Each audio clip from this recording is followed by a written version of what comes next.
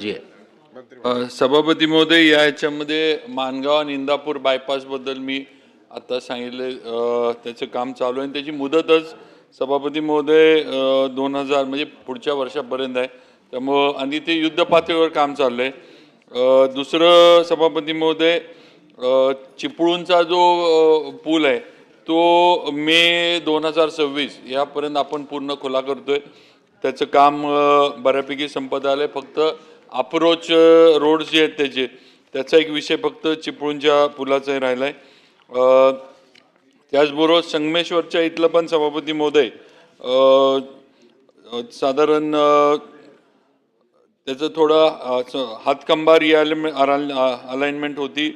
ह्याचं पण हातकंब्याच्या इथलं उड्डाणपुलाचं काम सुरू असून एप्रिलपर्यंत ते पण काम पूर्ण होतं आहे. फक्त हे पूर्ण हायवे जो आहे ज्याचा उल्लेख सन्मान्य दरेकर साहेबांनी केला, तर माणगाव आणि इंदापूर बायपास सोडलं तर या मे महिन्यापर्यंत बाकी संपूर्ण मुंबई गोवा हायवेचं काम हे पूर्णत्वाला गेलेलं असेल.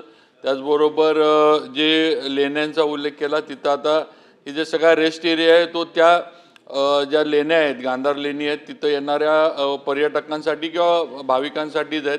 तर त्याला थोडं अजून जे काय असेल ती सुधारणा करणं किंवा अजून जे काय याच्यामध्ये लागेल ते पर्यटन विभागाने सार्वजनिक बांधकाम विभागाच्या माध्यमातून आम्ही करू.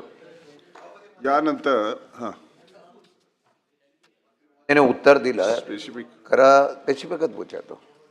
त्यांनी सांगितलं की हे बंद होतं आणि हे बंद असल्यानंतर कॉन्ट्रॅक्टरच्या ताब्यात असतं. मंत्री महोदयांना माझी विनंती एवढीच आहे की PWDची जेवढी कोणती रेस्ट हाऊस आहे, विश्रांतीगृह, त्याला नियमावली करणं गरजेचं आहे. उद्या बंद याच्यामध्ये एखादी आघाडीत घटना घडली तर त्याची जबाबदारी ही त्या खात्यावर येते. म्हणून निदान आता हे मद्यापीपुरतंच मर्यादित राहिलेलं आहे. म्हणून याचं ऑडिट आणि याचं नियंत्रण तिथं सुरक्षा रक्षक असेल किंवा कॉन्ट्रॅक्टने दिलेला असेल किंवा काय अवैध प्रकारचा त्याचा वापर होऊ नये याच्या संदर्भातून गांभीर्याने नियंत्रण करणं गरजेचं आहे. याच्या संदर्भामध्ये आपण संपूर्ण महाराष्ट्रातल्या असलेल्या या विश्रांतीगृहाची माहिती घेऊन जिथे दुरुस्ती करायची आहे तिथे चांगलं करायचं आहे ते चांगलं करून यामध्ये कुठल्याही प्रकारचा गैरवापर होणार नाही याची काळजी घेण्यासाठी आपण नियमावली तयार करणार का, हा एक प्रश्न. आणि हा नॅशनल हायवेकडे हा रस्ता तुमचा आहे, तरी आपण स्वतः तिथं गेला होता, स्वतः तिथं पाहणी केली आहे, आम्ही बघितलेलं आहे. मगाशी सांगितल्याप्रमाणे हा अनेक वर्ष हा रस्ता तसाच प्रलंबित आहे.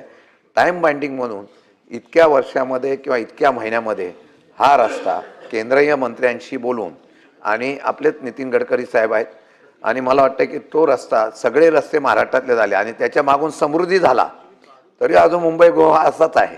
तर या संदर्भामध्ये पुढच्या गणपतीच्या आत तरी मुंबई गोवा मार्ग हा कोकणामध्ये जाण्यासाठी मोकळा होणार आहे का? सभापती महोदय, संरक्षणासाठी जी काय SOP करायला लागेल ती आम्ही परत एकदा सर्वच म्हणजे नुसतं याच नाही तर सर्व रेस्ट हाऊसेस वगैरे यांच्यासाठी नक्की विभागाकडनं तयार करू आणि तशी खाली कळवली पण जाईल.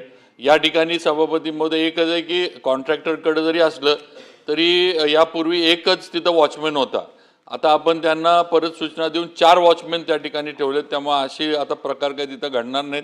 CCTVचं पण आपण नियोजन त्या ठिकाणी करतोय म्हणजे अगदी काही झालं तरी रेकॉर्ड आपल्या हातामध्ये येईल. आणि राहिला विषय गोवा हायवेचा, मी आत्ताच सांगितलं की चिपळूणचं हे माणगाव आणि इंदापूर सोडलं तर बाकीचा गोवा हायवे मे पर्यंत आपला पूर्ण होतो.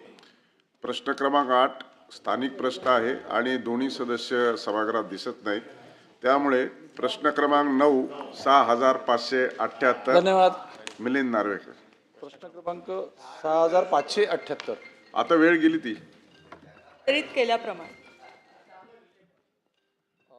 सभापती महोदय, आता त्यांनी जी उत्तर दिलेली आहेत त्यानुसार तिथे कुठेही टॉयलेट वगैरे नाहीच आहेत. आझाद मैदानावर नाही, क्रॉसला नाही, ओव्हल मैदानावर नाही, शिवाजी पार्कला नाही, माटुंगा ग्राउंडला नाही. आणि लिस्टचा वगैरे पण जो प्रश्न आहे तो अजितदादा सोडत होते, पण आता त्याचं निधन झाल्यामुळे आता हे पुढे कोणीतरी बघितलं पाहिजे. दुसरं काय होतं माहिती आहे का, कलेक्टरनं पत्र दिली की ते म्हणतात महापालिका आयुक्त, महापालिकेनं पत्र दिली की ते म्हणतात आयुक्त आणि कलेक्टर.